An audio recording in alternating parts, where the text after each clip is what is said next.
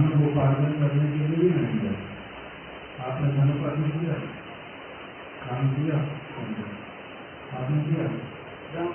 हाँ, पढ़ाई लिखाई पूरी करने के बाद काम किया, पैसा कमाने के लिए अपने घर के अंदर ही पैसे कमाने के लिए किया। तो फिर घर का काम घर का काम बंद किया, क्यों? पढ़ाई लिखाई बंद हो गई। काम है तो ठीक है, तो काम करता है तो व्यक्ति कुछ न कुछ करना ही है। ठीक है, काम किया है आपने, तो आपका थोड़ा बहुत लागू होएगा। आगे तो विवाह किया है, लड़की से एंगेजमेंट किया, वहाँ तक का काम है, उसके बाद आप तक छोड़ देंगे, आगे फिर आपका विवाह नहीं। मतलब तुम्हारा कुछ और करोगे, काम किया कैसे के लिए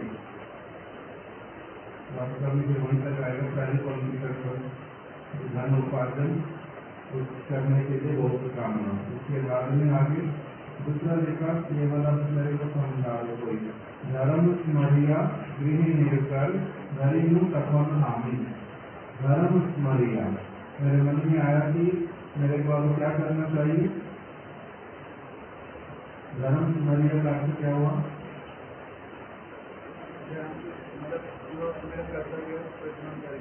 धर्म का अर्थ कर्तव्य। वो तो आजकल लोग मानते उसको माता पिता के प्रति कर्तव्य समझ करके, या फिर अपना इंद्रिय लोलुप होकर के, काम से वशीभूत हो, किसी के रूप को देख के आकर्षित हो, उस प्रकार से उसका नाम धर्म लिख दिया। वास्तविक रूप में धर्म का अर्थ क्या होता है? आगे बोला जाओ बेटा, बोलो धर्म किसको कहते हैं? वो तो एक अलग डेफिनेशन। धर्म शब्द का अर्थ भी तो बताते संस्कृत में। गुरु शब्द से आया धर्म, गुरु का अर्थ धारण करना। धारण करने का अर्थ है कि जो मैं हूँ, मेरा गुरु को धारण करना ही धर्म है। मैं आत्मा हूँ, तो इस आत्मा का धर्म है कि भगवान का सेवा करना। धर्म का अर्थ क्या होता है? एक तो हो गया वास्तविक धर्म, नित्य धर्म, आत्म धर्म, जय धर्म, वो अलग हो गया। किंतु बाकी इस वस्तु को एक व्यक्ति अपना जिससे उसके चित्त को जो भी चीज सबसे अधिक आकर्षित करके रखती है, उसको फोर्स करके ये काम करो, ये काम करो, उसी का नाम धर्म। जिस वस्तु में उसके चित्त को क्या करके रखा हुआ है, आक्रांत, उसी का नाम धर्म मानने वाले लोग हैं। धर्म का अर्थ यही है, शुद्ध स्वरूप में धर्म नित्य वाला प्रकटित हो जाता, उससे पहले जो धर्म एक व्यक्ति के ऊपर अधिकार करता वो माया के कारण करते हैं। इसलिए हार गति वाले संस्कृत का वचन है। जो भी हो तो ये तो हो गया दूसरे समय। आगे संस्कार बताया, वृद्धावस्था आई, वो भी उसी तरह का लगता है। उपाय न देखी अंधकार में एक मन हो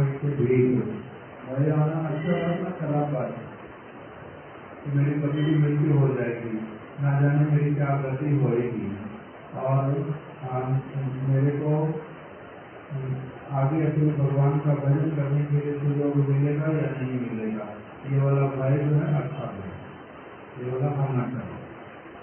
उसके बाद में जो मुख्य बात बोलती, सब समाप्तिया भजन समाए के वाश के आशा विफल होना। मैं बहुत समझता रहता था क्या कि अभी ये वाला कार्य पूरा कर लूँ, ये वाला कार्य भी पूरा कर लूँ, मेरा ये दायित्व निभ जाए पूरा, ये वाला हो जाए, फिर मैं क्या करूँगा, आपका भजन करूँगा।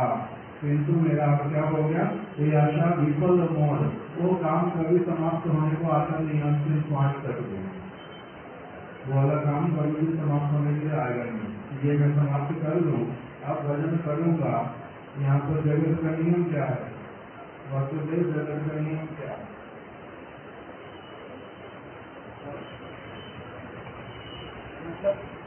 मतलब जगत का नियम क्या है, इस कॉन्टेक्ट में सेवा करने में कि विद्या में जैसे काम मिलेगा जगत का नियम कि बस अभी मेरे ये काम पूरे हो ही जाएंगे, बस अभी और कोई मेरा कर्तव्य थोड़ा ना रह जाएगा। बस अभी ये बस 1 दिन 2 दिन 4 दिन की बात है नहीं, तो मेरी बेटी का विवाह होना 1-1.5 साल की बात है, बस उसके बाद मैं बिल्कुल फ्री, तो उसी दिन मैं भजन करूंगा अच्छी तरह से। फिर क्या होता है 1.5 साल के बाद में मेरा ये वाला काम आ पड़ा आपके बीच में, ये वाला भी कर लो, फिर करता हूँ, ये वाला भी कर लो, फिर मैं करता हूँ, ये जगत का नहीं है। तो जैसे कभी समाप्त तो होएगा नहीं, जो सोचता है वो मूर्ख है, उसकी आशा हमेशा क्या होगी, ये आशा विफल होगी, उसकी आशा विफलता को प्राप्त करेगी ही करेगी।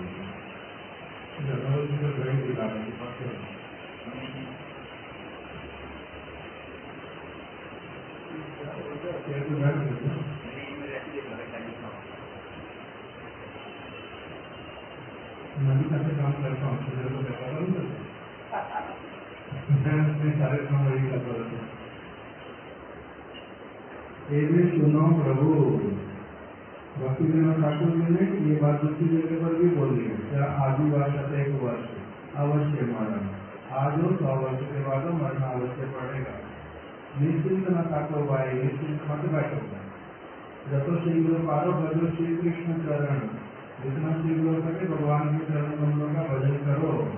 जीवन ठीक नहीं, जीवन का कुछ भी नहीं पता कब समाप्त हो जाएगा, इसलिए ये वाला काम समाप्त कर लूँ और फिर वो काम करूंगा। इस बात को कहते हैं ये मूर्ख व्यक्ति। जो बुद्धिमान वो क्या करेगा, बुद्धिमान क्या करेगा, अवश्य शीघ्र अभी करेगा, साथ साथ में करेगा, किंतु अगर और काम भी जरूरी है तो क्या करेगा। इस कॉन्टेक्स्ट में जो है वो बात कोई नहीं बोलता, सिर्फ दूसरी बातें बोलता है। इस कॉन्टेक्स्ट में है कि अगर दूसरे काम तुम लोगों को लगता भी ऐसी है, तो उसको क्या करो, उसको बाद में करो, तो वो बाद में कर लो, पहले ये वाला कर लेता हूँ। जैसे भजन को दूसरा रखा कि मैं अभी काम पूरे कर लेता हूँ फिर भजन करूंगा, किंतु बुद्धिमान क्या करेगा, मैं अभी भजन कर लेता हूँ, फिर थोड़ा थोड़ा जो समय बचेगा दूसरी तरफ दे दूंगा, बचेगा तो नहीं, बचेगा तो देखा जाएगा, तब क्या होगा बुद्धिमान, नहीं तो नहीं। इसलिए सबसे पहले क्या करना पड़ता है, हमारे को हमारे एक प्रभु का विदेशी वो कथा बोलता था कभी कभी, अपना पुराना अभय नाम पूरा स्मरण नहीं, अभय स्मरण, वो अभय प्रभु जो है वो बोलता था कि मैं सुबह उठा, attended Mangal Aarti, chanted my Gayatri, I chanted my Harinam, 16 rounds complete. Now then I sat in Kirtan, now I have heard Hari Katha. Now at least the best part of the day is complete. My real Guru's order is been fulfilled. This is what Gurudev expected from me. कि क्या करो, हरि कथा सुनो, हरि नाम करो, गायत्री मंत्र करो, भगवान का स्मरण करो। तो जैसे इम्पोर्टेंट जो काम मेरे को गुरुदेव ने बोला था करने के लिए, मैंने वो पूरा कर लिया। अब शायद मैं छोड़ जाऊँ तो कोई बात नहीं, चिंता नहीं करो, नहीं तो मेरे को नींद नहीं आती, परेशानी होती है मन में, नींद शरीर थक रहा है, नींद आती है, मन दुखी होता है कि गुरुदेव ने कहा था वो वाला काम कब करेगा, अगर नहीं होगा मर गया सोते तो वाला काम आज वाला इनकम्प्लीट रह जाएगा। इस प्रकार की बात वो बोल रहा है, वो बुद्धि मानने लगती है, कितनी अच्छी बात बोल रही। पहले क्या काम जो जरूरी वो वाला करेगा, बाद में दूसरा वाला काम, तभी बुद्धि माने। भक्ति विनोद ठाकुर जी ने अंत में क्या बोल दिया कि हे प्रभु मेरा निवेदन यही है, मैं तो कौन हूँ, मैं गतिहीन हूँ, मेरे पौधे की चीजें मेरे से हो ही नहीं पा, गतिहीन हो गई। और अब आपकी जो कृपा है, आपकी कृपा के बिना कोई और आशा है ही नहीं, बाकी सब कुछ क्या है, निराशा, सब तरफ निराशा मिलती है। कोई व्यक्ति आपको आशा की किरण नहीं दे, और केवल कौन है देने वाले, भगवान। इसीलिए बोल गया कि तब कृपा बिना सकल निराशा, देव मोरे पदाश्रय, हे प्रभु आप मेरे को अपने चरण कमलों का आश्रय प्रदान करो। बाकी नहीं तो सब कुछ क्या है, निराशा। चलो अगला वाला कर दो। स्पष्ट सरल सरल एक दो शब्द उसका अर्थ केवल समझ लेते हैं। प्रभु हे प्रभु आपके श्री चरणों में मेरी ये विनती है। तुया पद पल्लव त्यजत मरु मन, मेरे मरु मन ने आपके चरण कमलों को त्याग करके क्या किया है? विषम विषय भेला घोर, जो विषम विषय अत्यंत भयानक जो विषय, उसी में ये पूरी तरह से घोर विभोर हो गया है।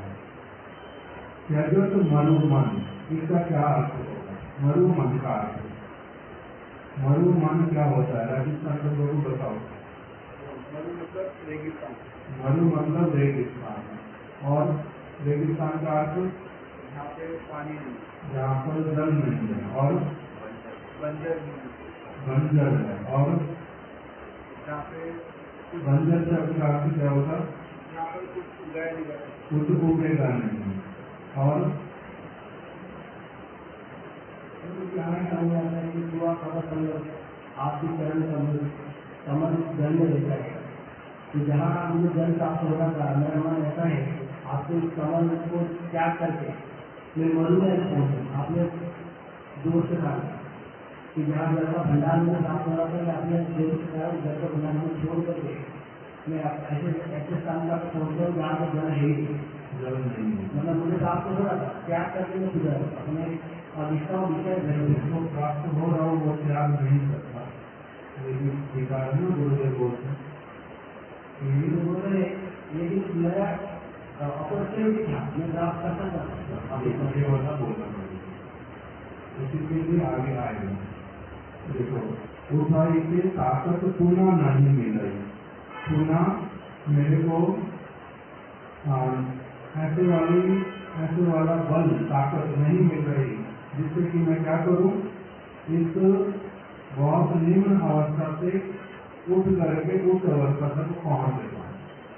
ठीक है, तो अभी पुनः नहीं मिल रही मतलब क्या हुआ? पुनः शब्द का अर्थ दोबारा, मतलब ऐसा की बात मेरा निर्माण कारण मैंने आपका चरण कमल को प्राप्त होने हो सकता था, मैंने उसको क्या कर दिया। अब ऐसा प्रयास करता हूँ, अर्थात मेरा ऐसा दिमाग में चुका, मैं चेष्टा करने पर भी आपने चेष्टा करने पर भी मुझे ताकत मिलेगी।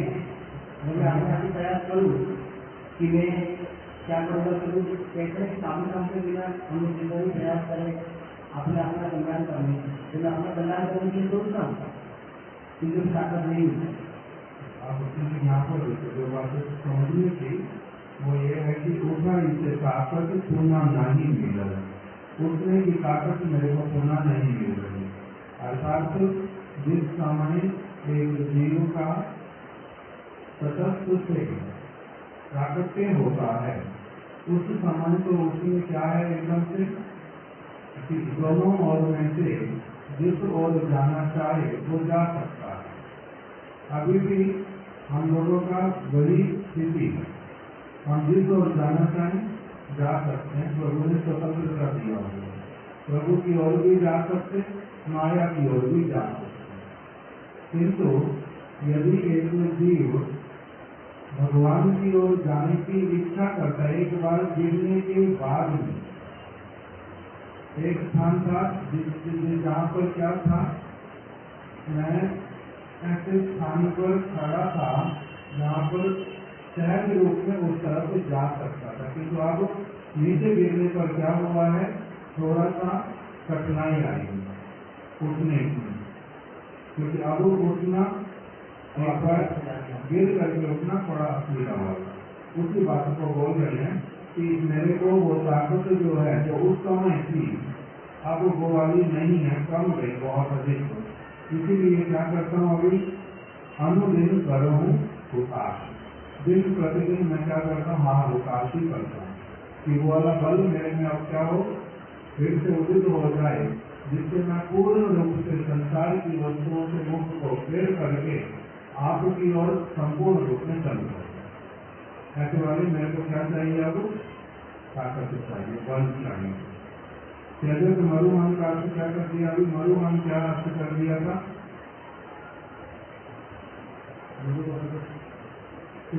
तुया पद पल्लव। त्यजत मरुमान मेरे मूर्ख मन में, मेरे शुष्क मन में और रसिक मन में। रसिक व्यक्ति जो होगा वो किस तरफ जाएगा? जहाँ पर जल होगा, जहाँ पर वृक्ष होंगे, जहाँ पर कमल होंगे, जहाँ पर लताएं होंगी, जहाँ पर अच्छी खेती हो सकती, वो उस तरफ जाएगा। किंतु मेरा मन कैसा? ऐसा वाला कि उसने किस वस्तु को चयन किया? त्यजत तुया पद पल्लव त्यजत मरुमान। मेरे मूर्ख मन में, मेरे अरसिक मन में, मेरे अरसिक मन में, जिसको अच्छी और बुरी वस्तु का ज्ञान नहीं। मरुमन का अर्थ क्या निकल आया? कि शुष्क मन, अरसिक मन, अज्ञानी मन, शुष्क वाला हो गया मुख्य रूप में। शुष्क मन, शुष्क मन का अर्थ जिसको अभी को कुछ रस इत्यादि का पता ही नहीं। इसलिए बहुत सारे लोग जब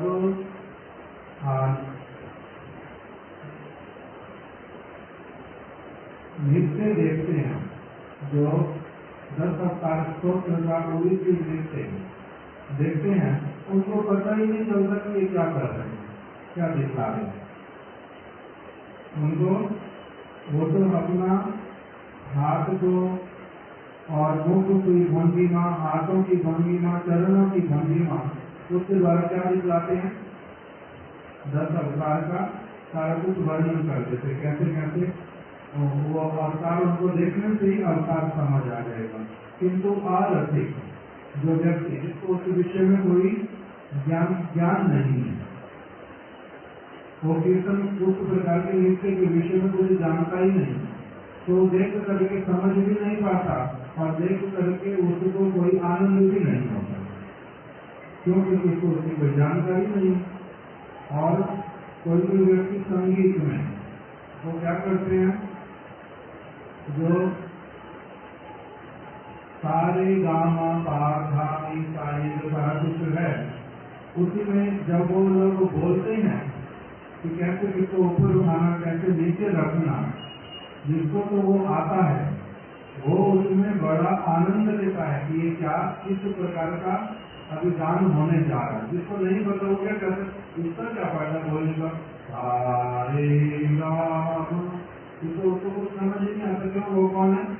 और उसको वस्तु का ज्ञान नहीं है। इसी प्रकार से भगवान के चरण कमलों में जो अमृत है, उस वस्तु का जिसको कोई ज्ञान ही नहीं है, उसको कुछ उसमें समझ ही आता नहीं है, उस प्रकार का जिसका मन, उसको कहते हैं मरुमन और रसिक मन। जिसको उसमें क्या रस भरा हुआ है, उसका जैसे कोई लोग बोलते हैं ना कि क्या सब समय ये माला करते रहना, क्या ये सब समय हरि कथा करते रहना, इसमें क्या मिलता है, इतना कितना इनको क्या हुआ है, सारा दिन यही करते रहना बस और कोई काम नहीं बोलते हैं। तो ये कौन बोल पाता है? और रसिक। तो यहाँ पर त्यजत मरुमन, मरुमन का अर्थ क्या हो गया? और रसिक मन, यहाँ पर रस नाम की कोई वस्तु नहीं। विषम विषय भेदा घोर, और वही व्यक्ति को क्या कर देता है? श्रेष्ठ वस्तु को त्याग करके निम्न वस्तु की ओर उसका मन चला जाता। कहाँ? एक समय गुरुदेव हरि कथा करते हैं, गुरुदेव कथा कर रहे हैं ब्रज की, बहुत सुंदर कथा थी। एक व्यक्ति,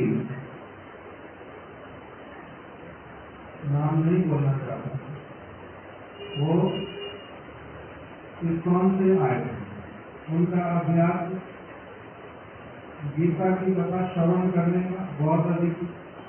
गुरुदेव भागवत में से, और वो भी विशेष करके जो राज पंचाध्याय इत्यादि उसी में से प्रसंग उठा करके बहुत डिटेल में बड़ा सुंदर कथा श्रवण करा रहे। तो उसने क्या बोला, ये सारी कथा रुचि नहीं आता, इसमें क्या कैसे वाली कथा, इसमें रुचि नहीं आता। क्यों ऐसा होता है? उनका हृदय भी कहता है और शुष्क। इसलिए हर अवस्था में ऐसा होता है, कुछ वस्तु हम समझ पाते, कुछ नहीं समझ पाते। जिस वस्तु का ज्ञान नहीं, उससे वो श्रेष्ठ होने पर भी हमारा उसमें रुचि नहीं होता। ऐसे वाला जो मन, उसी को कहते हैं मालूम और रसिक मन। ऊंचाई से ताकत वाला समझ जाए। दीन जन नाथ तुम कहा, आप दीन जनों के नाथ हैं, यही सभी कहा जाता है आपके विषय में। आपके चरण ही मेरी आशा है। ऐसे वाला दीन जन आपको कहीं नहीं मिलेगा। तुम मोरे करो प्रसाद, आप मेरे प्रति क्या करें? कृपा करें। प्रसाद शब्द का अर्थ क्या कर दिया? कृपा। तुम मोरे करो प्रसाद। तुया जन संगे, कौन सा प्रसाद दे दो मेरे को? कौन सी कृपा करो मेरे प्रति? आपके निज जनों का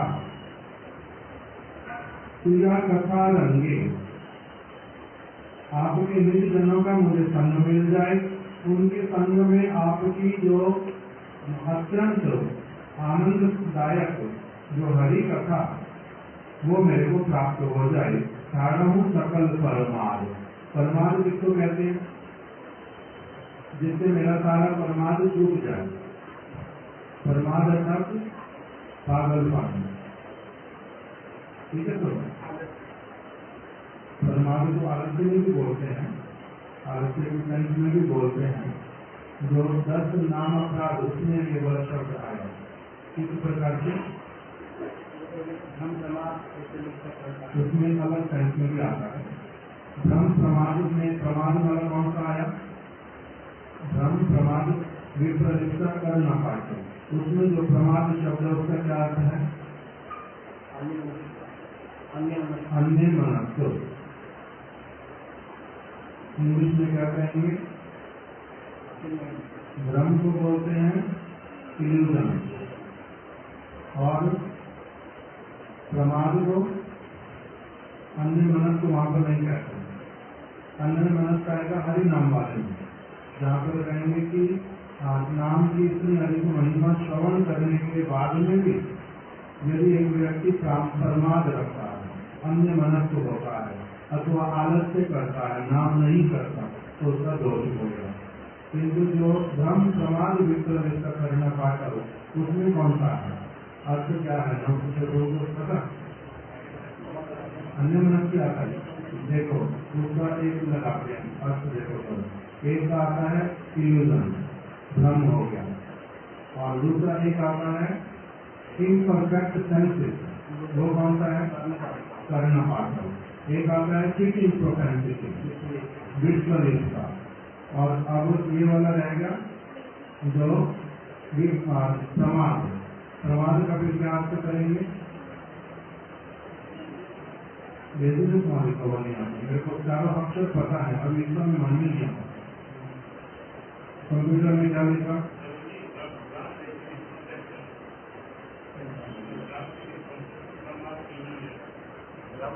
समाज का ही रीजन बताया, समाज का ही रीजन बताया, समाज का यूजन बताया। भ्रम का तो कमिट मिस्टेक वाले को मैंने बोला, भ्रम का मतलब हो गया तो कमिट मिस्टेक, ठीक है। समाज का मतलब इल्यूजन, इल्यूजन का मतलब क्या हुआ है? का जैसे मतलब होता दौड़ता है, पानी का इल्यूजन होता है, डेजर्ट हिरण वाला जो, हाँ वो इल्यूजन हो गया। रेगिस्तान में हिरण जो है उसको क्या हुआ? प्रमाद, प्रमाद हुआ, इल्यूजन हुआ, उसको कहीं तो प्रमाद हुआ है। और जो भ्रम है वो नहीं हुआ। जल को देख करके जल का भ्रम हुआ, यही तो बोलते हैं हम लोग अधिकांश कंफ्यूजन तो वही आ रहा है ना।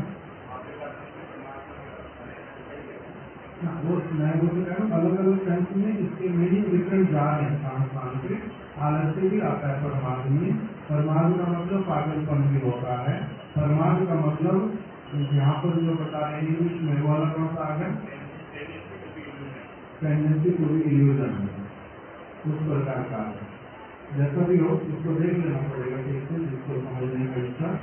तो उसमें क्या आ रहा है, सागम सकल परमार्थ, मैं सारे अपने जो परमार्थ हैं उनको छोड़ दूं, मेरे छूट जाए, आपके भक्तों के संग में रहूं, आपकी कथा को श्रवण करूं और मेरे सारे परमार्थ दूर हो जाएं। यही मेरा, आप मेरे को यही कृपा करो, यही प्रसाद मेरे को दे दो। और तू या धाम माही तुआ नाम गावत गोवाऊ दीवा निशी आशु, मैं क्या करूं, आपके धाम में और आपके नाम को गाते हुए दिन रात में व्यतीत करूं और किसी भी काम में लिप्त ना हो, यही मेरी आशा है।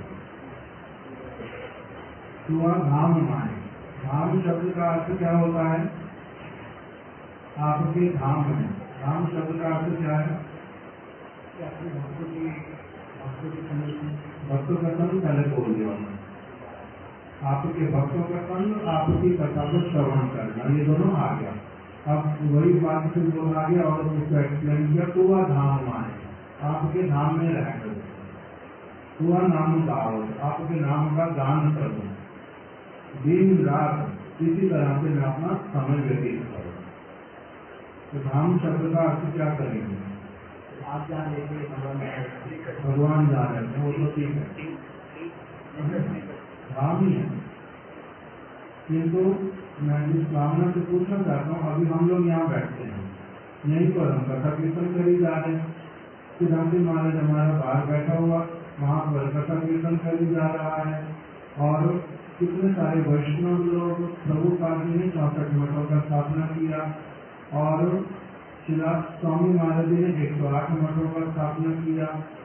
गुरुदेव ने दिल्ली में स्थान कर दिया, कलकत्ता में स्थान कर दिया और शिला भक्ति सारंग गोस्वामी महाराज जी ने दिल्ली में किया, कलकत्ता में किया और स्थानों पर कर दिया, शोरों ने कर दिया।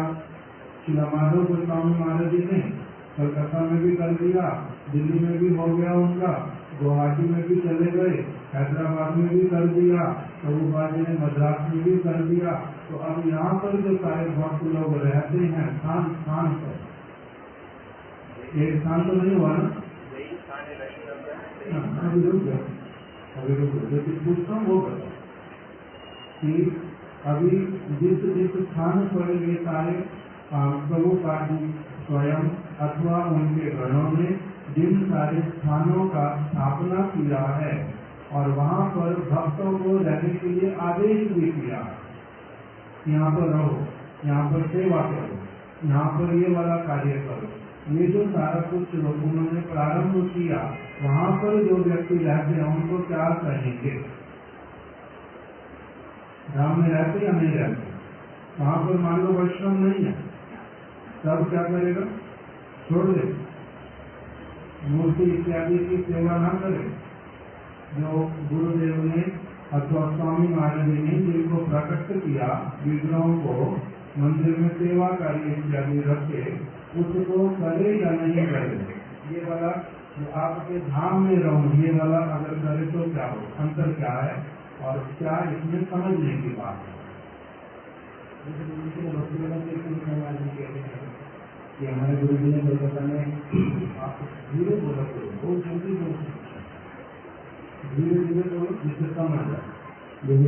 भक्ति वल्लभ की घोषणा महाराज जी कि मेरे गुरु जी ने जो मत बताया कोलकाता में, वो कोई साधारण काम नहीं है, जो वो धाम ही, वो धाम को ही प्रकट किया। जैसे लोग कहते हैं कि प्रभुपाद जी के शिष्य लोग प्रभुपाद जी के लिए कहते हैं कि प्रभुपाद जी ने गोलक वृंदावन को प्रथम स्थल ही यहाँ प्रकाशित किया, पूरे मठ के रूप में। इसलिए उस भावना से प्रभुपाद जी वगैरह आदेशित और दिखलाए हुआ जो आदेश के व्यक्ति चलते हैं, कहीं पर ही लेते हैं द्रौपदी के आगे जो अनुसरण चलते हैं तो उनका भी धाम बात होता है। किसी को भी जो मान मंदिर है हमारे गुरुदेव ने जो स्थापना की है उनको धाम नहीं कहते, अन्य धाम।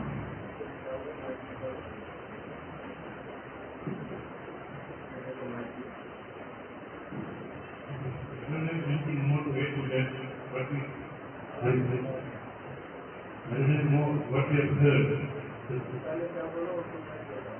Hare Krishna. More to add to that. What Ramni Mahaprabhu is what we have heard.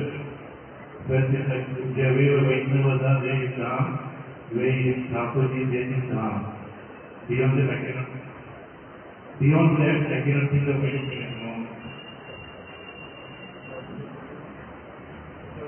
मैं कह रहा हूँ कि नौकरी प्रभु कह रहे हैं कि आप जो है दान देने करके मेरे को हाजिर करें। ठीक ठीक, देखो विचार करने के लिए यदि हम लोगों के मन में ठीक हमारे गुरु वर्गों वाला वास्तविक जो सत्य मन सिद्धांत, मन गणित सिद्धांत नहीं, मेरा अपना मनोधर्म वाला सिद्धांत नहीं, भगवान का महाप्रभु ने बोला क्या करना चाहिए। 5 भक्ति के मुख्य अंगों में साधु संग, नाम कीर्तन, भागवत श्रवण, मथुरावास, श्री श्रद्धाएं, श्री मोदी सेवा। भगवान ने ये निर्देश दिया है, ये महाप्रभु स्वयं भगवान, और उन्होंने ही हम लोगों को 5 ये वस्तुएं करने के लिए कहा। देखो कि क्या करो, धाम वास करो, मथुरावास, श्रद्धाएं, श्री मूर्ति सेवा। वो धाम वास का मुख्य हम बात कर रहे हैं। फिर उसमें आगे क्या कह दिया कि सकल साधन श्रेष्ठ यही 5 अंग, सभी साधनों में ये 5 अंग सबसे श्रेष्ठ है। ये भी बताए साधु संग, पहले स्मरण करो, सबको पता तो बोलो। साधु संग, नाम कीर्तन, भागवत श्रवण,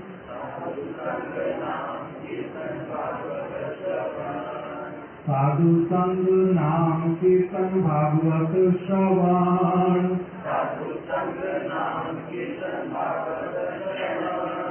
मथुरावास, श्रद्धाए, श्री मूर्ति सेवन।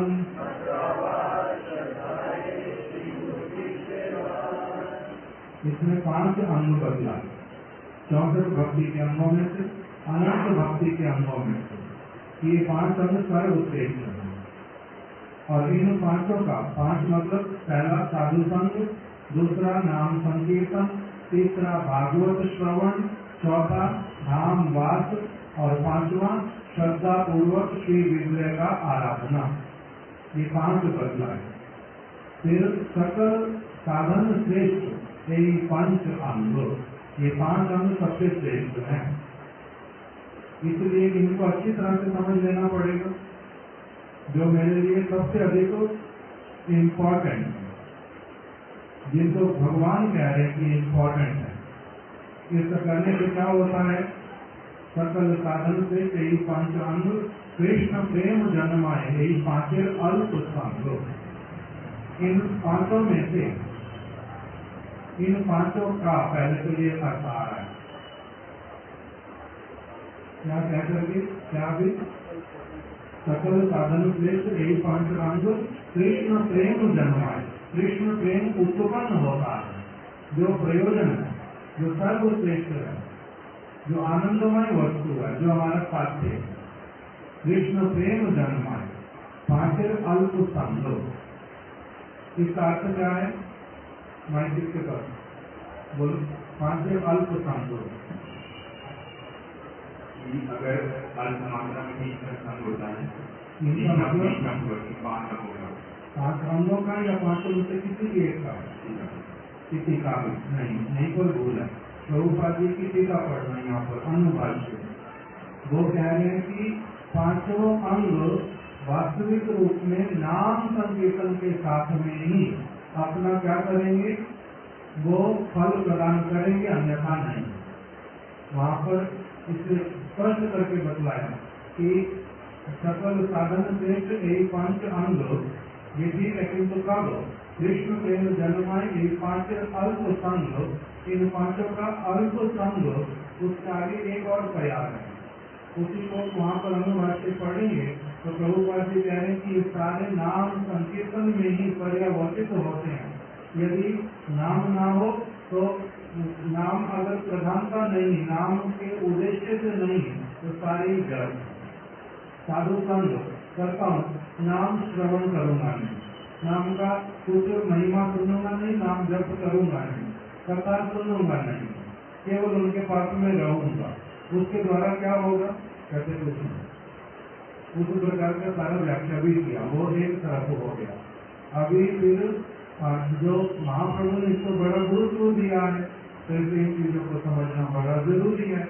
तो अभी धाम वास की जहाँ बात है, हम लोग विशेष करके जो त्यागी लोग घर भी छोड़ दिया, माता पिता छोड़ दिया, कमाई करने के लिए कोई उपाय नहीं चाहिए, विवाह किया नहीं, संतान इत्यादि नहीं है, फिर इसलिए धाम के अतिरिक्त और किसी भी स्थान पर रहना, और क्यों गुरु वर्ग जो है फिर त्यागी व्यक्तियों को भी स्थान स्थान पर उनको क्या करते हैं, सेवा देते हैं कि वहाँ पर रहो और सेवा करो। गुरु पाद पद्म जो है वो तो अविचारक नहीं हो सकते, अविचारक नहीं हो सकते, वो उनका विचार जो है वो सबका मंगल करना है। तो जो त्यागी व्यक्तियों को वो दूसरे दूसरे स्थानों पर भेज देंगे, वहाँ रखेंगे, यदि वो ठीक नहीं हो तब फिर तो क्या हो जाएगा, गुरुदेव को क्या कहना पड़ेगा, अविचारक कहना पड़ेगा। तो महाप्रभु ने नित्यानंद प्रभु को कहाँ पर भेजा था,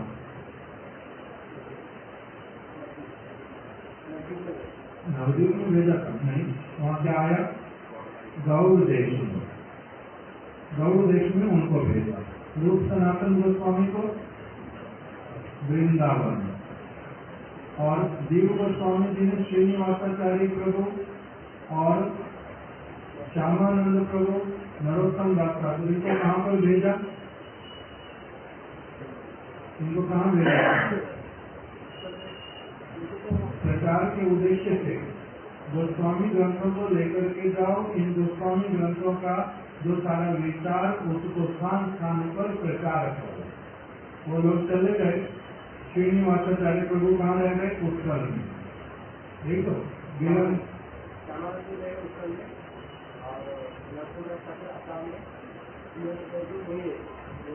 वही, मतलब वो कौन सा स्थान था, बंगाल था, ठीक है, वो बंगाल में रह गए, और कोई असम उड़ीसा में गया, कोई आसाम में गया, कोई मणिपुर में गया, इस प्रकार से अलग अलग स्थानों पर गए। फिर उसके बाद में भी फिर गुरु वर्गों का दिखलाई दे रहा, सभी लोग अलग अलग स्थानों पर गए, प्रचार कार्य किया, स्थान स्थान पर प्रभुपाद जी ने मठ स्थापित करना भी प्रारंभ करवाया। स्वामी महाराज जी ने भी वही कार्य किया, गुरुदेव ने भी किया, श्री माधव गोस्वामी महाराज जी ने भी किया, और भक्त लोग भी स्थान स्थान पर इस प्रकार से सेवा कार्य कर रहे हैं। तो अभी उनका धामवास हो रहा या नहीं हो रहा, ये मुझे बात समझना चाहता हूँ,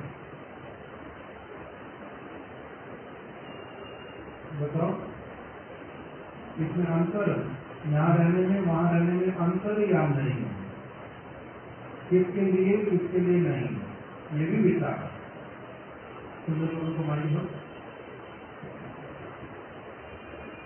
Saying Dham here, saying much, take like this as well as saying Dham, very like difference is there. Dham because Krishna performs his pastime, so they are mind one of the different pastimes that Krishna performs. Seva, Sivan, and all these places. And generally, everyone they are thinking of those pastimes, so they remind you, you see sadhus everywhere. So that is the benefit of saying Dham. There is a much more only this vocabulary is much Bharati is saying. Only this place, if you can think of Dham, so only those places to go outside here become material world, no one reminds you of that. So very different. in staying in Dham, Vrindavan, Navadvip Dham, going about 8 months.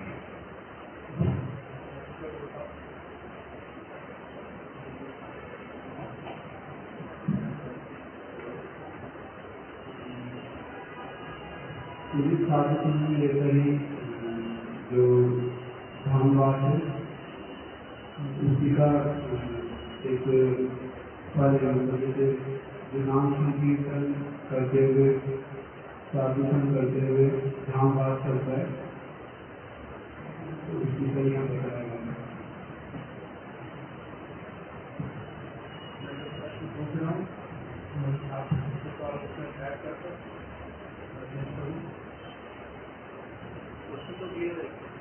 Question में answer clear करो।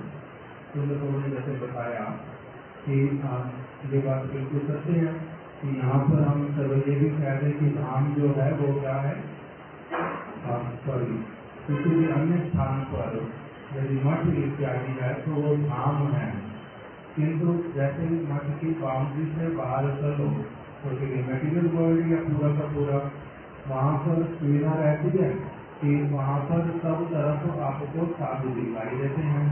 वहाँ पर बाहर निकलने पर भी मान लीजिए हम लोग सनातन गौड़िया मठ में हैं, वहाँ से बाहर निकले सेवा कुंज उस तरफ गए तो जमुना जी है, आगे गए तो इमली कला है और स्थान सारे आते जाते हैं। तो वहाँ पर तो हम धाम में हैं, मठ के अंदर भी रहते, मठ के बाहर भी जाते। लीला स्थलियाँ हैं, रिमाइंड भी अपने आप से वहीं की सारी चीजें होती हैं, किंतु यहाँ पर रहने पर अलग अलग चीजें हैं। बाहर जाने से यहाँ पर कौन सा सेवा कुंज और कौन सी जमुना है, उस प्रकार से तो होता नहीं। इसलिए वहाँ पर एक कह रहे हैं कि ये ऐसा योग कि हम लोगों को स्वतः ही वहाँ के स्थानों का अपनी आप से मन में कुछ भावना रहता है। कथा सुनते हैं वहाँ पर भी, कीर्तन सुनते हैं वहाँ पर भी, और वहाँ पर भी सेवा करते हैं, वहाँ पर भक्तों के साथ में भी रहते हैं। किंतु जब बाहर भी जाते हैं, कुछ भी करते हैं, तो सारा कुछ किस प्रकार का एटमोस्फियर है, वो संसार पे है, पूरी तरह से भगवान के साथ में संबंध युक्त वस्तुओं। किंतु जैसे ही किसी भी दूसरे स्थान पर रहते हैं, वहाँ पर क्या है, चारों ओर माया का प्रकोप है, बहुत सारी अनेकों उसमें जंजाल है, अनेक प्रकार के डिस्ट्रैक्शन है। ये बात तो सत्य है, दिखाई देता है सारा कुछ। तब फिर इस वस्तु को जो गुरु वर्गों ने इसको धाम तो कहा, इसमें रहने को सेवा भी कहा, तो यहाँ पर बाहर सब भीतर में पड़े रहेंगे, वो तो एक बहुत बड़ा तपस्या है। भीतर में पड़े रहना, बाहर नहीं जाना, वो संभव होता नहीं। तो धाम में रहना अर्थात जिस भूमि को हम देखते हैं वृंदावन के रूप में, मथुरा गोवर्धन के रूप में, वहाँ पर रहना बहुत कंफर्टेबल है, बहुत अधिक जैसे प्रयास भी नहीं करना पड़ता, बहुत सारी वस्तुओं का अपनी आप हो जाती है। हरिनाम और परिक्रमा, कथा सुनना, बहुत सारी वस्तुओं के लिए प्रयास नहीं करना पड़ता, और ये अधिकांश सभी का ये एक्सपीरियंस है, प्रैक्टिकल भी। एक तो हो गया थ्योरिटिकल कि ये शास्त्रों में लिखा हुआ धाम का प्रभाव है। दूसरी तरफ से हम लोग जो एक तो थ्योरिटिकली और प्रैक्टिकली देखते हैं, ये प्रूव्ड है। जो भी व्यक्ति वहां जाता है उसको ये अनुभव होता है मोस्टली कि वहाँ पर अनायास हरिनाम होना और भगवान का भावना मन में आना, ये आता है, ये शोभा लिख लो। तो वहाँ पर रहना हम लोगों के लिए क्या हो जाता है, बहुत अधिक सुविधाजनक,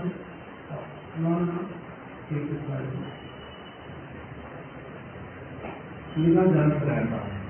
किंतु यहाँ पर क्या है, तपस्या है इस वस्तु के लिए कि यहाँ पर रहना एक त्यागी व्यक्ति के लिए एक बहुत बड़ी तपस्या से कम नहीं है।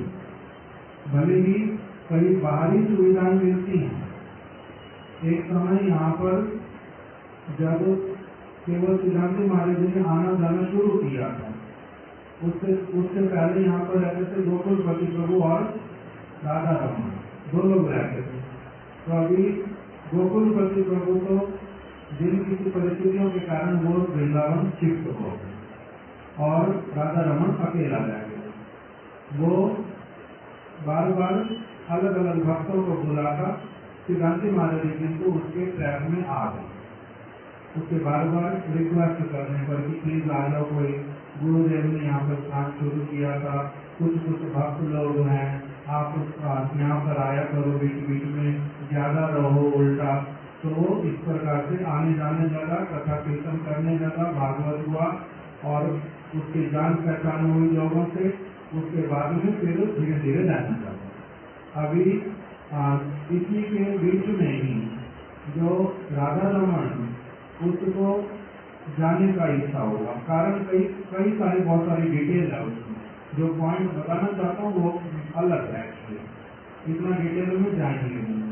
तो वो एक बार अपने घर में गया कुछ दिन के लिए पहले। तो उसमें जो है किसी एक भक्त ने, जो उस समय बहुत सारी चीजें देखते थे, क्लियर प्रोजेक्ट बहुत सारी देखते थे, तो उन्होंने क्या बोला मेरे सामने कि अरे प्रभु जी, ये शायद जो मर्जी बोले, यहाँ जाऊंगा वहां जाऊंगा, उल्टे पैर लौट करके आएगा। क्यों? क्योंकि यहाँ पर इतनी सारी सुविधाएं है ना, इतना सारा सुविधाएं कहीं पर भी मिलेगा नहीं, इसलिए अपने आप ही लौट करके आएगा। मैंने उनको साथ साथ बोल दिया, प्रभु जी आपका बहुत बड़ा भ्रम है, आपका ये बहुत बड़ा भ्रम है कि यहाँ पर बहुत सारी फैसिलिटी है। हो सकता कि आपके जैसे लोगों के लिए, जो गृहस्थ, जिनको लगता है कि गाड़ी, बड़ा घर या फिर पैसा या फिर एसी, ये सारी चीजें मैटर करती हैं, या फिर लोग बहुत सारा सामान दे करके जाएंगे, ये फैसिलिटीज मैटर करती हैं, आपके लिए कर सकती हैं, किसी कर्मकांडी साधु के लिए कर सकती हैं। कोई ब्राह्मण अयोध्या से आ जाएगा, कोई और कहीं से आ जाएगा, मथुरा के लोग भी कहीं जाते हैं और स्थानों के लोग भी कहीं पर मंदिर मिल गया, वहाँ पर पूजा का पैसा मिल गया और यज्ञ करो, लोगों का ज्योतिषी बनो, पत्र पढ़ दो, जो मर्जी करो, उनके लिए वो सुविधा हो सकती है। आप अगर कहोगे कि किसी गौड़िया भक्त को जो है जिसको गुरु वर्ग का संग प्राप्त हुआ और उनको ये फैसिलिटी अट्रैक्ट कर पाएंगी, छोटे से व्यक्ति को भी अट्रैक्ट नहीं कर पाएगी जिसने अगर 10-15 दिन 20 दिन भी अगर गुरुदेव का संग किया, उसको भी यहाँ की कोई फैसिलिटी अट्रैक्ट नहीं कर पाएगी। जिन्होंने बहुत दिनों तक संग किया उनका तो फिर कहना नहीं है। किस चीज की फैसिलिटी? यहाँ पर कोई फैसिलिटी नहीं। वहाँ पर जिस भी प्रकार से रहना पड़ता है, हालांकि हमारे वहाँ पर अभी किसी भी प्रकार की फैसिलिटी जो शहरों में है उससे और उल्टा अधिक है। वहाँ पर हमारे पास हर तरह की फैसिलिटी, मटेरियल भी, फिर का भी छोड़ दो, मटेरियल का, इसलिए क्योंकि वहाँ पर सब तरफ से उल्टा लोग आते हैं। मेरे को भक्त लोग बोलते हैं अलग अलग, प्रभु जी आप फरीदाबाद में रहते हो तो हम कितनी बार आते हैं, सामान सबके लिए लेकर के आते हैं, आपको नहीं दे पाते, बड़ा दुखी होते हैं। तो यहाँ पर जो सामान मिलेगा उससे 100 गुना ज्यादा मेरे को वहाँ पर मिलेगा। क्या फैसिलिटी यहाँ पर? वहाँ पर परिक्रमा करने के लिए मेरे को मिलेगी, वहाँ पर धाम में रहने के लिए मेरे को मिलेगा, इच्छा करने से दर्शन करने चला जाऊंगा मंदिरों में, गिरिराज जी की परिक्रमा करने चला जाऊंगा। यहाँ क्या सुविधा है? जिस सुविधा को बाहर के लोग बोलते हैं, हम लोग उन चीजों को सुविधा मानते नहीं, पहली बात। दूसरी बात, जो यहाँ पर आप लोग बोलते सुविधा मिलेगा, वहाँ यहाँ से 100 गुना ज्यादा है। मेरे गुरु भाई विष्णुदास बाबा जी महाराज, वो रहता था गोविंद कुंड में। गोविंद कुंड में बिल्कुल एकदम से रिमोट एरिया, परिक्रमा मार्ग पे गोविंद कुंड वो ठीक है, अंदर वाली परिक्रमा में बिल्कुल कोने पर, जिन्होंने देखा उनको पता होगा, मथुरानाथ बाबा जी रहते थे पहले, अब तो बड़ा मंदिर बना लिया। भक्ति सर्वस्व गोविंद महाराज वहाँ रहते थे, अब वो भी वहाँ से चले गए, राधा कुंड में आ गए। पहले जो स्थान था वहाँ पर भी कुछ साधु लोग रहते थे, मेरे गुरु भाई ने सबको बनवा के दिया था संकर्षण में, तो वहीं पर ही वो मतलब विष्णुदास बाबा जी महाराज रहता था। तो मेरे को समय समय पर, मैं रहता था मथुरा में उस समय, वो मेरे पास ला करके चावल, पैसे, कपड़े, मिश्री, सत्तू, न जाने क्या क्या हर 10 दिन के अंदर ला करके मेरे पास छोड़ जाता। तो मैं उसको बोलता हूँ कि मेरे को क्यों ला करके देता, तुम लोगों को फोन ला करके देते हैं। कहता हम कहीं भी जाते ही नहीं, किसी से बात ही नहीं करते, अपनी आप परिक्रमा करता हूँ, अपना कुटिया में रहता हूँ 2-4 लोगों के साथ में। हर रोज 4-5 लोग सेठ पता नहीं कहाँ से आ जाते, लोगों से पूछते राधापुर में कौन कौन से साधु, गोविंदपुर में कौन कौन से साधु, अपनी आप सामान सारा आकर के पहुंचा करके चले जाते हैं। कोई आकर दे जाता है, कोई चावल दे जाता है, एक आदमी कितना खाऊंगा, वो बोलता है मैं 100 लोगों को खिला सकता हूँ महीने में कम से कम, अकेला बिना किसी को कुछ कहे बैठा हुआ हूँ, लोग अपनी आप डाल जाते 100 लोगों को खिला सकते, पैसे भी दे करके जाते हैं। तो अभी किस चीज की फैसिलिटी की कमी है, यहाँ पर कमी ना वहां पर कमी है, वहां पर फैसिलिटी अधिक हुई हर चीज की वहीं पर, तो फिर यहाँ पर कौन रहेगा और क्यों रहेगा? ये धाम न वो धाम, किसके लिए? यहाँ पर अधिकार भेद आता है बहुत बड़ा, जिसका वास्तविक रूप में ऐसा योग्यता हुआ, अधिकार हुआ। हम लोग जो रात को अध्याय पढ़ रहे हैं चैतन्य चरितामृत का, उसमें किसी स्थान पर प्रभुपाद जी ने टीका में लिख के रखा अनुवाद में कि महाप्रभु को उनके गुरुदेव ने आदेश दिया, क्या कह करके, पहले तो अभी हम लोग वहां पहुंचे नहीं, क्योंकि मैंने पढ़ लिया पूरा अध्याय अनुवाद के साथ में। वहां पर लिखा है महाप्रभु को ईश्वर पुरीपाद जी ने कहा कि आप क्या करो, ये जो कृष्ण प्रेम आप में उत्पन्न हुआ है इसको सर्वत्र आप यही कीर्तन करो। तो इसीलिए महाप्रभु उनके आदेश के अनुसार सभी स्थानों पर जा रहे हैं, दक्षिण भारत भी, उत्तर भारत में भी, और सभी स्थानों पर उनको आदेश मिला है। इसीलिए सर ये आदेश किसने दिया? उनके गुरु पाद में। तो वहां पर प्रभुपाद जी लिख रहे हैं कि योग्य शिष्य को गुरु पाद आदेश करते हैं इस प्रकार का सेवा कार्य करने के लिए, नहीं तो किस लिए धाम में जाना। जैसे माधव गोस्वामी महाराज जी बोलते थे, स्थान मेरे को बहुत सारे स्थानों पर मिलते हैं, जहाँ भी जाता हूँ वहाँ लोग बोलते हैं हम ये वाला स्थान ले लो, हम देने के लिए तैयार है, आप क्या कर लो, यहाँ पर मठ स्थापित कर दो। और वो क्या कहते हैं, स्थान मुझे बहुत मिलते हैं, स्थान की मुझे आवश्यकता नहीं, स्थान सब जगह पर लूंगा ही नहीं, देने पर भी कहाँ पर लूंगा। एक तो होता है इच्छा करके मैं गया कहीं पर, वहां पर मैंने स्थान उल्टा बनाने के लिए प्रयास किया, उसके लिए परिश्रम किया, उनको अपनी आप से मिलने पर भी बहुत सारे स्थानों पर कह रहे मुझे चाहिए ही, कहाँ पर चाहिए था, बदला होना चाहिए, बता सुनिए कहाँ पर लेना चाहते था। यहाँ पर जैसे यहाँ पर उसको उनके अभाव है कृष्ण भक्ति का,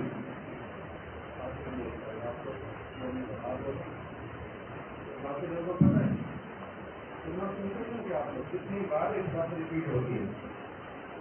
मैं तो ये सोचता हूँ कि ये टॉपिक अब टच ही नहीं करना, क्यों? क्योंकि हमारे सारे प्रभु लोगों ने बहुत बार सुन लिया और आप लोग उसी में चले जा रहे। ब्रह्ममान को सुंदर को न पी करो, जैसे 1 मिनट में बोल देंगे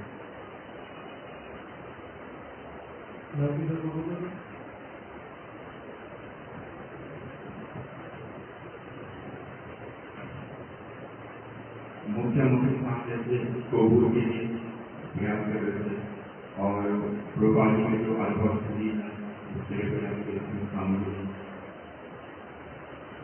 ये वाला प्रश्न मैंने नहीं किया, मेरा प्रश्न सुनो जानते हैं। उनको किसी भी, वो तो भ्रमण करते थे, बहुत सारे स्थानों पर प्रचार के लिए जाते थे, शिला माधव और अनेक स्थानों पर ही लोग आकर के बोलते थे महाराज ये शहर में हमारी इतनी जगह पड़ी, आप कृपा करके वो ले लो और मठ बना लो। तो वो क्या कहते थे, आंसर क्या करते थे? वो कहते थे कि जब मैं को संभालने में कोई ऐसा योग्य व्यक्ति मिल जाएगा जो मतलब कि पर्टिकुलर पोलिस के रहने के मतलब कि वो होगा। There is, I want to say, 4 good people. परिचय उन्होंने दिया है। And another thing is that those people who can help others, who can change the mind of others, who effective in themselves, so they can help others. देखो उनका जो शब्द है स्मरण कर लो, बहुत पावरफुल शब्द कि आचरणशील व्यक्ति यदि मुझे मिले, आचरणशील व्यक्ति मुझे मिले, कैसे वाला आचरणशील? पहले जो अपने चरणों की रज देकर के दूसरों का परम मंगल करता, बिना महात्मद रजोभिषेकम, उस श्लोक की भावना को लेकर के वो बोलते थे कि जहाँ पर अपने चरणों के रज से लोगों को अभिषेक करवा करके उनकी मति को कृष्ण की तरफ जो लगा सके, ऐसे वाला आचारवान व्यक्ति मेरे को मिलने से मैं क्या करूँगा? स्थान को लूंगा, वहाँ पर बनाऊंगा, नहीं तो नहीं बनाऊंगा। अब रिपीट करो, रिपीट करो, क्या कहा? मुझे कहते थे कि जब मुझे कोई आचार्य व्यक्ति मिलेगा ऐसे वाला जो अपनी चरणों की रज दे करके सबको पवित्र कर सकता है, दूसरा की मति को कृष्ण की ओर लगा सकता है, तभी मैं स्थान को लूंगा, नहीं तो मेरे को लेना नहीं। इसलिए जो प्रभुपाद जी का कीर्तन कौन से वाला? जय रे जय रे जय परमहंस महाशय, उसमें एक पद आता है, देशे देशे निष्किंचन, मेरे को आता है, आप ये बोलो, देशे देशे, माइक में बोलो, देशे देशे निष्किंचन प्रेरिला वैष्णव गण, आगे देशे देशे निष्किंचन प्रेरिला वैष्णव गण हरि गुण विस्तारित हरि गुण गान। इस अर्थ करो। शिला प्रभुपाद जी ने केवल जो जिन्होंने लिखा वो कह रहे हैं, हे शिला प्रभुपाद, आपने देशे देशे निष्किंचन, इसको अर्थ करो कि आपने केवल उन्हीं भक्तों को प्रचार के लिए भेजा जो जिनका मतलब एक देशे देशे निश्चिंतन। वहाँ पर देशे देशे मतलब स्थान स्थान पर, किसी को वाराणसी, किसी को दिल्ली, किसी को मुंबई, किसी को चेन्नई, किसी को हैदराबाद, किसी को कोलकाता, किसी को वर्धमान, किसी को वृंदावन, किसी को पुरी, किसी को मायापुर, अलग अलग स्थानों पर देशे देशे निश्चिंतन। आपने निश्चिंतन व्यक्तियों को भेजा, प्रेरिला वैष्णव गण, कैसे वाले वैष्णवों को प्रेरित किया? निश्चिंतन। निश्चिंतन का अर्थ बताओ। एकमात्र संपत्ति कृष्ण है, जिनकी एकमात्र संपत्ति कृष्ण, नाम चिंतन, जिनका और कोई चिंतन नहीं रह गया, जिन जो संपत्ति जो है, ना तो वो धन को संपत्ति मानते हैं, ना धन को संपत्ति मानते हैं, ना वो अपने कुल का जन्म को संपत्ति मानते हैं, ना वो अपनी बुद्धि को संपत्ति मानते हैं, ना वो अपने ज्ञान को, ना वो अपने बल को, किसी भी जागतिक वस्तु, सुंदरता को, बहुत अच्छी स्पीच देने को, इन सारी बातों को जिन्होंने क्या किया है, पूरी तरह से इनसिग्निफिकेंट मान करके एकमात्र कृष्ण जो है उनका महिमा गान करना चाहिए, वो परम ईश्वर हैं, मेरे नित्य प्रभु हैं, उनके अतिरिक्त मेरा और कोई नहीं है, वही मैं उनकी कृपा चाहता हूँ, उनकी प्रशंसा की कामना करता हूँ, उसके अतिरिक्त मुझे कुछ नहीं और चाहिए। जिसका संपूर्ण रूप में हृदय से भी ये वस्तु चला गया है, उसको कहते क्या? निश्चिंतन। ये निश्चिंतन है। इसलिए हे श्रीला प्रभुपाद, आपने क्या किया? देशे देशे निश्चिंतन प्रेरिला वैष्णव गण, आपने पहले लोगों को अपने पास में लेकर के उनको निश्चिंतन बनाया। निश्चिंतन बने बनाए नहीं आते लोग, निश्चिंतन आपने अपने संग से उनको निश्चिंतन बनाया और फिर क्या किया? प्रेरिला वैष्णव गण, उनको स्थान स्थान पर प्रेरित किया। देशे देशे निश्चिंतन प्रेरिला वैष्णव गण विस्तारित हरि गुण गाथा। आपने क्यों भेजा उनको स्थान स्थान पर? अपने पास क्यों नहीं रखा, क्यों धाम में नहीं रखा, क्यों उनको स्थान स्थान पर भेजा, उसका उद्देश्य क्या बता दिया विस्तारित है। हरि के प्रचार करने के, उनके गुणों का प्रचार करने के, हरि के गुणों का जो गाथा, हरि के गुणों की जो कथा, उसका अधिक से अधिक सब लोगों के पास में पहुंचाने का उद्देश्य जो है आपका, इसीलिए आपने उनको स्थान स्थान पर भेजा। किंतु अयोग्य व्यक्तियों को नहीं, अयोग्य व्यक्तियों के द्वारा उल्टा जग जंजाल बढ़ता है, संसार बढ़ सकता है, धन आ सकता है, वैभव आ सकता है, किंतु शुद्ध भक्ति का स्थापन किसी के हृदय में वो नहीं होता। बहुत कुछ हो सकता है, मायावादी लोगों का होता नहीं। कितने बड़े बड़े आश्रम हैं, कितने प्रकार की, केवल मात्र आपको करना क्या है, आपको प्रोफेशनल अप्रोच चाहिए। आपको बड़ी बड़ी इंडस्ट्री कैसे बनती हैं, लोग धनी कैसे बनते हैं, काम में एनर्जी देते हैं, तभी अपना आगे बढ़ते जाते हैं, प्लानिंग करते हैं। उसी तरह से अगर किसी भी चीज की प्लानिंग करो, उसका उद्देश्य अगर बढ़ाना कुछ भी हो, वो बढ़ता जाता है। बहुत प्रकार के उपाय उदाहरण लोग भी अपनाते हैं। वो अगर साधु के वेश में भी कोई अपनाता है तो उसमें कोई बड़ी बात नहीं, किंतु इनका उद्देश्य जो है वो क्या है, विस्तारित हरि गुण गाथा, हरि के गुणों की जो गाथा, उसका विस्तार करने के उद्देश्य से आपने किनको भेजा, निश्चिंतन जो वैष्णव होते उनको आपने भेजा। जिससे क्या हुआ, फिर आगे कर लिखा उसमें मायावादी शुद्ध भक्ति मंदाकिनी विमल प्रवाहानी शीतल करिल सत्य प्राण। आपने पहले क्या किया, विमल हरि भक्ति का जो प्रवाह, जो शिला भक्ति गुना ठाकुर गोपाल स्वामी इत्यादि से महाप्रभु से जो आया, आपने उसको संपूर्ण रूप में धारण किया। धारण करके आपने अन्यों को उसमें स्नात कराया और स्नात करा के उनको निश्चिंतन बना करके फिर स्थान स्थान पर प्रेरित किया। इस प्रकार का उनके कीर्तन में महिमा बतलाए। तो इसलिए अब हम अपने फिर से विषय पर आ जाते हैं कि जो व्यक्ति धाम में रहेगा और धाम से जो बाहर आएगा, उसमें अंतर क्या, दो तरह के लोग गुरुदेव वर्णन करते हैं। एक व्यक्ति वो धामवासी है और दूसरा व्यक्ति धामवासी बनना चाहता है, शारीरिक रूप से बड़े धाम में रहता है।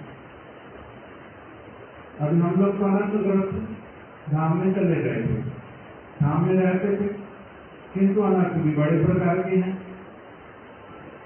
तो हम लोग फिर धामवासी थे या नहीं थे, हम लोग धामवासी नहीं थे, हम लोग माया की परत के ऊपर रहने वाले, हम धामवासी हुए नहीं। दूसरे धामवासी फिर कौन है, जो ये निश्चिंतन हो चुके हैं, हो गए हैं, अथवा जो भगवान के धाम से ही साक्षात रूप में धरा धाम पर जीवों का मंगल करने के उद्देश्य से आए हैं, वो तो है धामवासी। वो तो केवल वहां से यहाँ आए हैं। जैसे अमेरिका से कोई यहाँ पर आ जाए, हमारा विश्वम्भर प्रभु यहाँ आया, तो अभी अमेरिका से यहाँ पर आया है, आ सकता है, किंतु यहाँ पर आने से ये भारतीय हो गया, भारतीय हो गया, बोलो कुछ नहीं, भारतीय नहीं होगा।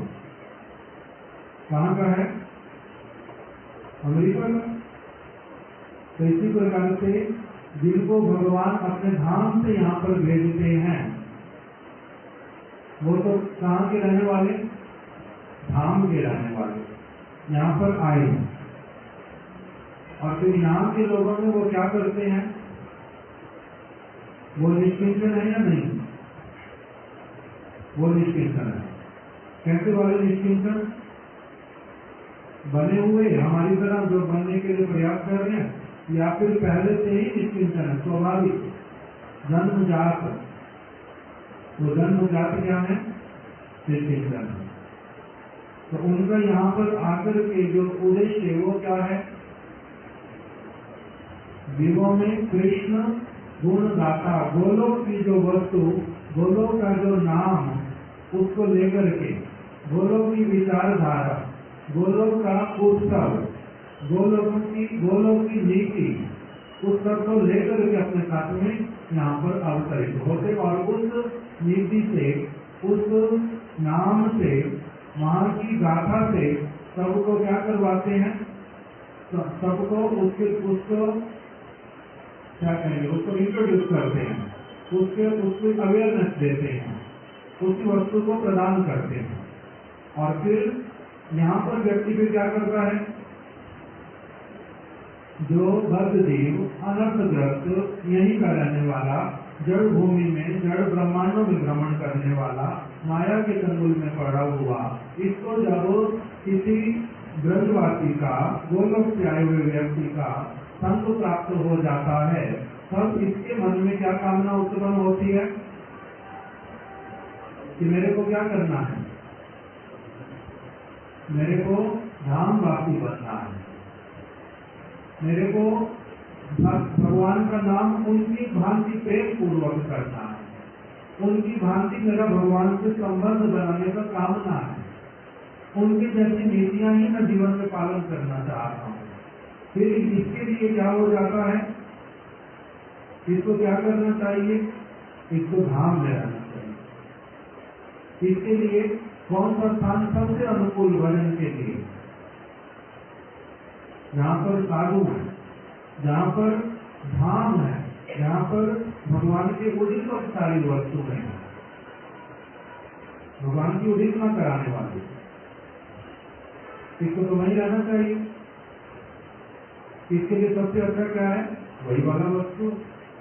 इसीलिए चैतन्य महाप्रभु ने राय रामानंद प्रभु से प्रश्न जब रखा कि सर्व यदि दिव्य कर्तव्य कहाँ वास, सब कुछ छोड़ करके वास्तविक मंगल की कामना करने वाला व्यक्ति, उसको क्या करे? उसका कर्तव्य कहाँ वास करे? वो सर्व यदि दिव्य कर्तव्य कहाँ वास है? उसके लिए राय रामानंद जी ने उत्तर क्या दिया? श्री वृंदावन भूमि जहाँ नित्य लीला रास है। श्री वृंदावन भूमि क्या है? वास के सर्व उपयुक्त स्थान है, सर्वश्रेष्ठ स्थान है श्री वृंदावन भूमि, जहाँ नित्य लीला रास, जहाँ पर भगवान का नित्य प्रति लीला रास होता है। भगवान वहाँ सदैव वास करते हैं, कभी उस स्थान को छोड़ करके एक पग भी कहीं पर नहीं जाते, तो वहीं पर वास करना चाहिए और कहीं पर भी नहीं जाना चाहिए। ये वाला स्पष्टता आता है। तो अभी फिर जो निष्किंचन वो वैष्णवगण को क्या कर सकते हैं? वो धामवासी, वो कहीं पर भी जाए, अब उनके लिए वो सब समय कहाँ पर रहते हैं? धाम में ही रहते हैं। जैसे श्री प्रभुपाद जी ने बतला दिया, उनको गौर किशोर बाबा जी महाराज जी ने कहा था कि कभी भी कली के स्थान पर नहीं जाना। कोलकाता कली का स्थान है, वो कली का स्थान अर्थात कली का स्थान क्या होता है? यहाँ पर सारे कली के स्थान, कली का स्थान होता क्या है?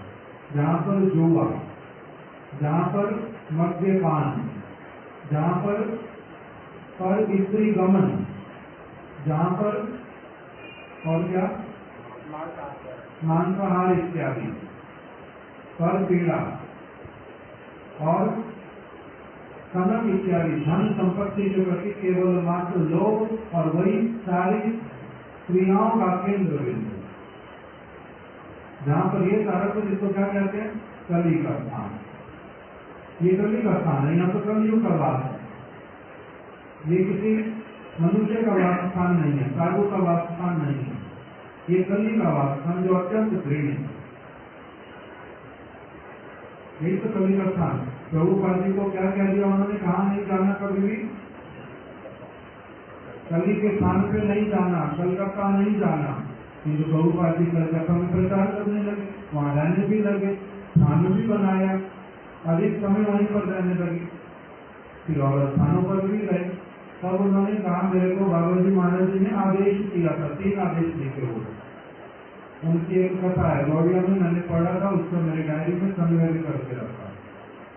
उसने लिखा, प्रभुपाद अपने आप बता रहे बाबा जी महाराज जी को मेरे प्रति 3 आदेश थे। उसमें से एक आदेश कभी कलकत्ता नहीं जाना। इसलिए कह रहे मैंने इस वस्तु का बहुत अच्छी प्रकार से अपनी ओर से अच्छे से प्रयास किया कि मैं कभी कभी के स्थान पर नहीं गया। लोग देखते हैं मैं कलकत्ता में आया, किंतु मैं कहाँ पर रहता हूँ। उन्होंने जो शब्द व्यवहार किया, सदैव वैकुंठ। गोलोक वृंदावन भी वैकुंठ के अंतर्गत ही आता है। वैकुंठ को एक पूरे को एक साथ वैकुंठ कहते हैं। तो उन्होंने क्या कह दिया कि मैं सदैव कहाँ वास करता हूँ, वैकुंठ। गुरुदेव की कथा में भी उसी प्रकार का आता है।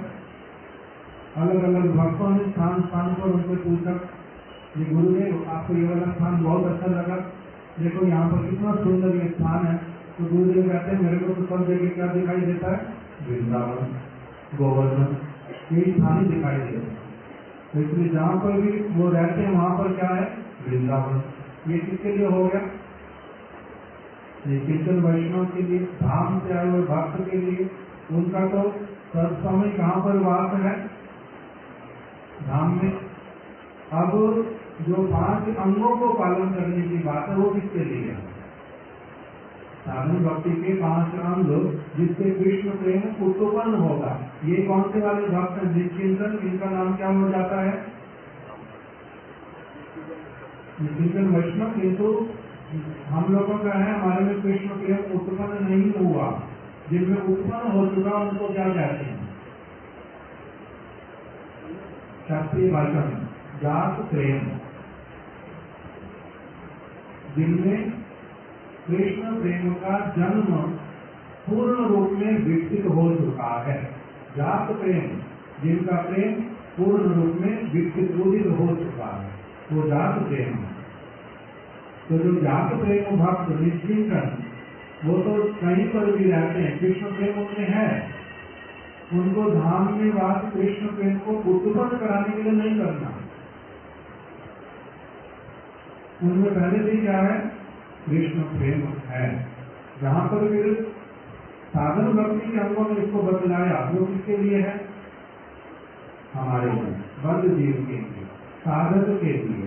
जो निश्चिंतन अभी नहीं बना उसके लिए अलग प्रकार का आग। जैसे एक समय गुरुदेव के लिए किसी भक्त ने शिकायत की। ये वर्ष 2000 की गुरुदेव की नवद्वीप की कथा, 2001 की नवद्वीप धाम की कथा, 5 दिन में से 1 दिन की कथा में रिकॉर्डिंग में भी मिल जाएगा। गुरुदेव ने अपनी कथा में कहा, उस समय तक या फिर उससे थोड़ा समय पहले तक कि लगामत गोस्वामी महाराज जी की सेवा में कौन रहेगा, साथ साथ कौन चलेगा, गुरुदेव निर्धारित करके दे सकते। समय समय पर गुरुदेव नए सेवकों को देते हैं। तो अभी किसी ने शिकायत किया कि जो व्यक्ति ट्रेन हो जाती हैं उनको तो गुरुदेव अपने साथ में ले लेते हैं, और जो नए नए लोग होते हैं उनको श्री लगामत गोस्वामी महाराज जी की सेवा में दे देते हैं। सेवा में रहना किसको चाहिए, जो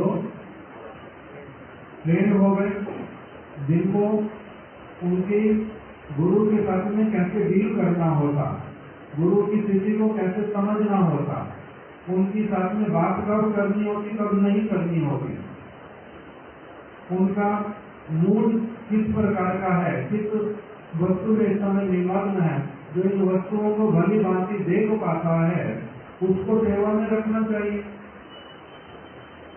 नए नए लोग, उनको सिखाने में कितना कष्ट, कितनी प्रकार की वस्तुएं वो समझ नहीं पाते, बहुत सारी चीजें। और फिर नए नए लोग बाहर जाकर के क्या बोलते, अरे गुरुदेव तो आज सोते रहेंगे बहुत ज्यादा, आज तो गुरुदेव ने ये बोला, हाँ, कोई व्यक्ति आया उसको बड़ा सारा सामान उठा करके दे दिया। आज तो कोई आया, गुरुदेव ने उनसे बात ही नहीं की ठीक से, साधु तो होते नहीं, गुरुदेव ऐसा क्यों करे, तो जिनको सब समय उल्टा क्या बना रहेगा, संचय असुविधा, जो ट्रेन नहीं है, ठीक से कर नहीं पाएंगे, उनको सेवा में क्यों देना। ये वाला लोगों ने प्रश्न रखा, गुरुदेव ने उसका उत्तर दिया अपनी कथा में। गुरुदेव ने कहा कि साधन भक्ति के 64 अंगों में जो सबसे पहले अंग वो कौन कौन से हैं, गुरु पदाश्रय। एक व्यक्ति गुरु पाद पद्म के चरण कमलों का क्या करेगा, आश्रय, गुरु पदाश्रय। दूसरा, जो गुरु दीक्षा देंगे, जो गुरु शिष्य धारण करेंगे, वो गुरु बहुत उत्तम होने पर भी, उत्तम होने पर भी, भगवान के परिकर होने पर भी, उस धाम से इस स्थान पर आने पर भी वो क्या करते हैं, अपने आचरण के द्वारा, उनका ऐसा निर्मल आचरण होता है कि कोई नया से नया व्यक्ति भी जो है वो कभी भी उनके किसी भी प्रकार की क्रिया से विचलित नहीं होगा। नए से नया भी जो भक्ति करने की इच्छा वाला वो विचलित नहीं होगा।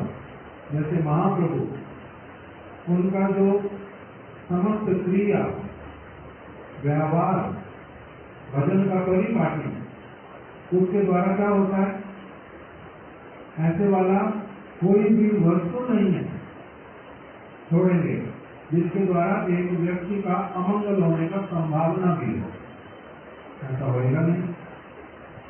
फिर दूसरा गुरुदेव ने बताया वहां पर कि जो पुराना हो गया उसको सेवा में रखना पड़ेगा, ये कोई बात नहीं है।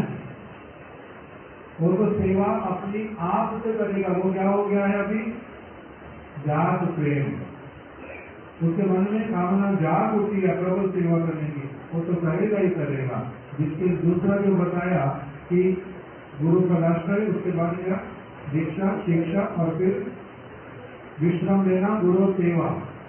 यह तो चौथा वाला है, विश्राम देना, गुरु सेवा। गुरु की विश्राम रूप से सेवा करनी चाहिए। ये उपदेश किसके लिए होगा, निर्देश किसके लिए है, जो पहले से ही प्रतिष्ठित हो गया उसमें, वो तो अपनी आप से करेगा। और जिसको निर्देश दिया जा रहा है ये कार्य करो, वो कौन होगा, वो भी कौन सा व्यक्ति है जिसमें अभी विश्राम सेवा करने वाला जो वृत्ति वो नहीं आया, उसको अगर सुयोग नहीं दिया जाएगा, गुरु पाद में उसकी सेवा को यदि ग्रहण नहीं करेंगे, धीरे धीरे वो किस प्रकार से अनर्थग्रस्त अवस्था से उठ करके वास्तविक विश्राम सेवक बनेगा। इसलिए दो प्रकार के अलग अलग स्टेज हैं। स्पष्ट होता है बात को कि धाम में किसको रहने के लिए कहा गया, जो कौन है अभी, साधक है। फिर क्या वहां पर सिद्ध पुरुष नहीं रह सकते, सिद्ध पुरुष तो रहते ही हैं, स्वाभाविक रूप में रहते हैं। सेवा कार्य के लिए जो उनको जाना पड़ता जाते हैं, जहाँ पर जाते हैं वो वहां तब भी धाम में रहते हैं, और जब जब उनको सुयोग मिलता तब भी धाम में ही सब समय रहने का अभिलाषा करते, उसके अतिरिक्त कहीं और नहीं जाना चाहते, कहीं और नहीं जाना चाहते। ये उनका तो स्वाभाविक रूप में है। हम लोगों के लिए, किंतु साधकों के लिए क्या निर्देश है कि धाम में रहो, वही उपयुक्त स्थान है, वहीं पर उदितना की वस्तुएं हैं, साधु संघ का बड़ा अच्छा सुयोग है, वे सब मंदिर वहां पर हैं, सब स्थानों पर भगवान का उदितना का सुयोग है, अंततः और पॉसिबिलिटी है। यहाँ पर तो पॉसिबिलिटी भी नहीं है, जहाँ पॉसिबिलिटी हो वहाँ रहना चाहिए, जहाँ पॉसिबिलिटी ही ना हो बिल्कुल भी वहाँ रहना चाहिए। कहाँ रहना चाहिए, जहाँ पॉसिबिलिटी हो वहीं रहना चाहिए। तो हम लोग फिर अभी वहां पर क्यों नहीं है, इस वस्तु का विचार करना चाहिए, ठीक ठीक रूप में। और अगर यहाँ पर है, हमारा उद्देश्य क्या, पहली बात है। दूसरा, हमारे को कौन से गुरु पाठपद्म का, गुरु वर्ग का निर्देश है। तीसरा, क्या निर्देश सचमुच में केवल सत्संग उनको अपने मुख से करना पड़ता है, या फिर बहुत बार वॉलंटियरली जो निश्चिंतन होने की कामना करता है, उनकी प्रशंसा सेवा चाहता है, वो वॉलंटियरली भी अपने आप से उस वस्तु को लेता है। ये अलग अलग बहुत सारी स्टेजेस की बात है। आज बिल्कुल 9:10 हो गई है, अभी यही रख देते करता तो कल यहीं से फिर आगे प्रारंभ हो गए। वांछा कल्पतरुभ्यश्च कृपा सिन्धुभ्यो एव च पतितानां पावनेभ्यो वैष्णवेभ्यो नमो नमः।